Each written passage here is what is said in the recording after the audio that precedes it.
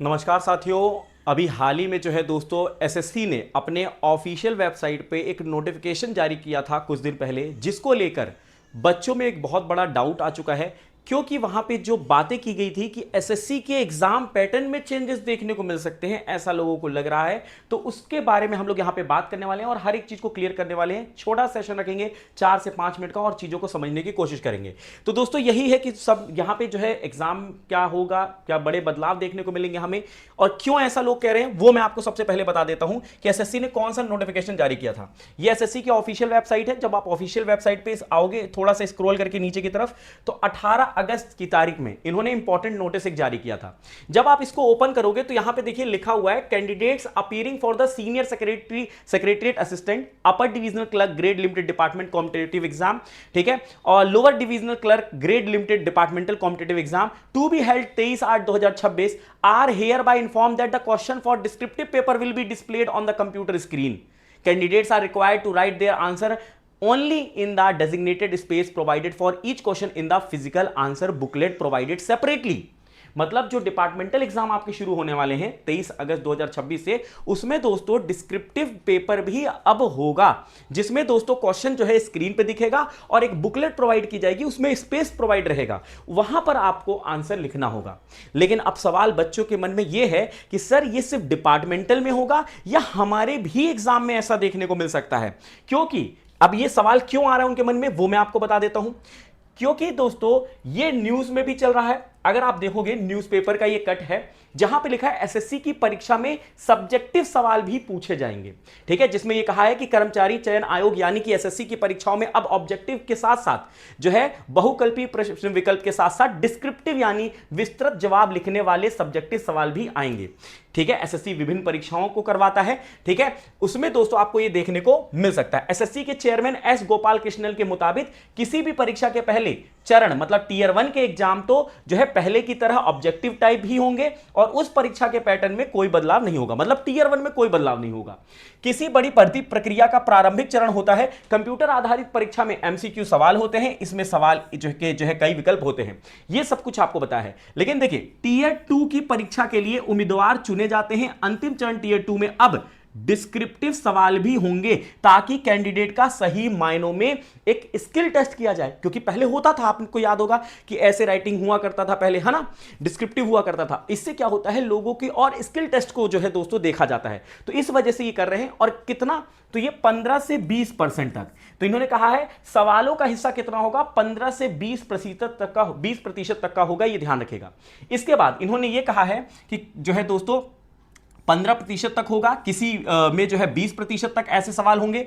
Tier 2 की परीक्षा में कुछ सब्जेक्टिव सवालों को शामिल करने की बात की गई है, ठीक है। अब देखो टीयर 2 किस में होता है, सीजीएल, सीएचएसएल, सीपीओ, तो इनमें दोस्तों ये आपको चीजें देखने को मिल जाएगी। लेकिन अभी दोस्तों ये पैटर्न अब क्यों बदल रहे हैं, क्योंकि दोस्तों सुप्रीम कोर्ट ने ये कहा था कुछ समय पहले कि एसएससी अपने एग्जाम पैटर्न को यूपीएससी जैसा क्यों नहीं करती है, क्योंकि एसएससी में कट ऑफ बहुत ज्यादा चली जाती है, ठीक है। यहां पे हम लोगों को जो है स्किल टेस्ट उतना अच्छे से नहीं कर पाते हैं, क्योंकि हमें लोगों को और परखना है। तो इसकी वजह से ये दोस्तों अब हो सकता है ये आगे चेंजेस आपको देखने को मिलेंगे, ठीक है। इसलिए इन्होंने कहा है सब्जेक्टिव सवालों से राइटिंग स्किल की परख होती है कि भाई आप कितना अच्छा लिख सकते हो, कितना अच्छे से समझ सकते हो, क्योंकि लिखना एक बहुत बड़ी, टिक लगाना एक जो है अलग बात है, लेकिन चीजों को लिखना उसके लिए सोचना पड़ता है, उसके लिए आपको चीजों को बनाना पड़ता है और तब लिखना पड़ता है। तो इसलिए ये दोस्तों करने को आपको देखने को मिल जाएगा। और क्या चीजें इन्होंने कही है, इन्होंने कहा है आने वाले समय में एसएससी की कई बड़ी परीक्षाएं होनी है, जिसमें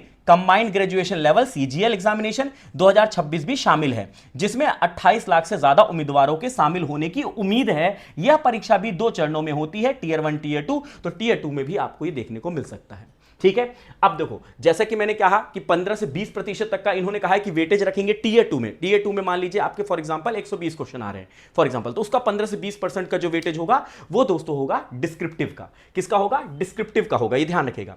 देखो टीयर 1 में कोई भी चेंज नहीं है, 100% वैसा है। टीयर 2 में चेंजेस देखने को मिल सकते हैं, इसलिए आप देखोगे सीएचएसएल का नोटिफिकेशन अभी तक नहीं आ रहा, जो कि दोस्तों 30 अप्रैल को आना था, अभी तक नहीं आया, ठीक है। स्टेनोग्राफर का आ गया, क्योंकि दोस्तों वो वाले अभी नोटिफिकेशन आ रहे हैं जिसमें टीयर 2 होते ही नहीं है, ठीक है, जैसे दोस्तों स्टेनोग्राफर का आ गया, जूनियर हिंदी जो है ट्रांसलेटर का आ गया था, ठीक है, तो ऐसे करके आ रहे हैं। लेकिन जिसमें टीयर 2 है तो उसमें हो सकता है आपको जो है दोस्तों ये चीजें देखने को मिले, और इसलिए नोटिफिकेशन अभी तक नहीं आया है। ठीक है, अब देखो दोस्तों यहां पे जैसे कि हमने बात की थी कि 20% लो, 120 क्वेश्चन आ रहे हैं तो उसका 20% मान लीजिए 24 क्वेश्चन, तो 24 क्वेश्चन लगभग जो है दोस्तों डिस्क्रिप्टिव के आएंगे। ठीक है, और यहां पे इस तरीके से जो है एस्टिमेटेड मार्क्स उनके बनाए जाएंगे। अब इसमें दोस्तों क्या हो सकता है डिस्क्रिप्टिव, जैसे पहले होता था, ठीक है, ऐसे राइटिंग हो सकता है, लेटर ड्राफ्टिंग हो सकता है, स्टोरी हो सकती है, पैसेज हो सकता है, मेल हो सकता है। ठीक है, मेल भी स्कूल में जैसे सिखाया जाता है कैसे मेल भेजा जाता है, तो ये सारी चीजें हो सकती हैं। ठीक है, ये ध्यान रखिएगा। और आपको जो है जैसे दोस्तों आप लोगों ने देखा होगा ना बुकलेट्स मिलती है यूपीएससी, वैसे आपको एक बुकलेट्स मिलेगी, स्क्रीन पे क्वेश्चन में दिखेगा, आपको स्पेस प्रोवाइड रहेगा उस बुकलेट पे, उस बुकलेट में उतना आपको लिखना पड़ेगा, जितना स्पेस प्रोवाइडेड है उस स्पेस में आपको लिखना पड़ेगा। अब सवाल ये उठता है कि ऐसा क्यों हुआ, वो तो मैंने आपको ऑलरेडी बता दिया है कि सुप्रीम कोर्ट जो है पीछे पड़ी हुई थी, पेपर लीक हो रहे थे, उनको जो है कट ऑफ हाई जा रही थी, इस वजह से ये चीजें आपको देखने को मिल रही।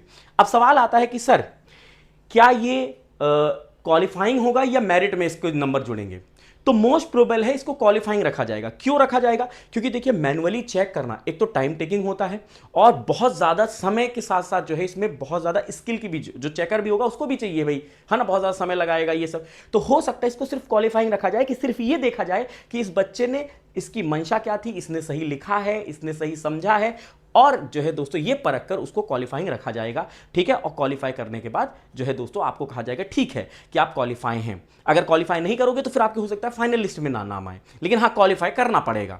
उसके लिए जो है मिनिमम क्राइटेरिया रख दिया जाएगा कि इतने % आपके मार्क्स होने चाहिए इसमें। ठीक है, और बाकी दोस्तों टीयर 1 टीयर 2 जैसा है वैसे ही रहेगा, सॉरी टीयर 1 जैसा है वैसे ही रहेगा, टीयर 2 का मैंने आपको बता दिया है। बाकी तैयारी अगर आप कर रहे हो तो जो वीडियो अभी आप देख रहे हो उसी के नीचे डिस्क्रिप्शन में लिंक मिल जाएगा, या फिर आप जो है दोस्तों ब्राउजर पे जाके टेक्स्ट बुक सर्च करेंगे ऑफिशियल वेबसाइट पे, वहां पे जाके दोस्तों सुपर कोचिंग पे जाकर एसएससी एग्जाम की तैयारी कर सकते हैं। सुपर पास लाइव पे सभी कोर्सेज यहां पर आपको अवेलेबल हैं। ठीक है, प्राइसिंग सेक्शन में जाकर आप 12 महीना, 3 महीना और 1 महीने का सब्सक्रिप्शन ले सकते हैं। अप्लाई करिएगा कूपन कोड गौरवम GAURAVM, और यहां से अपनी तैयारी कर सकते हैं।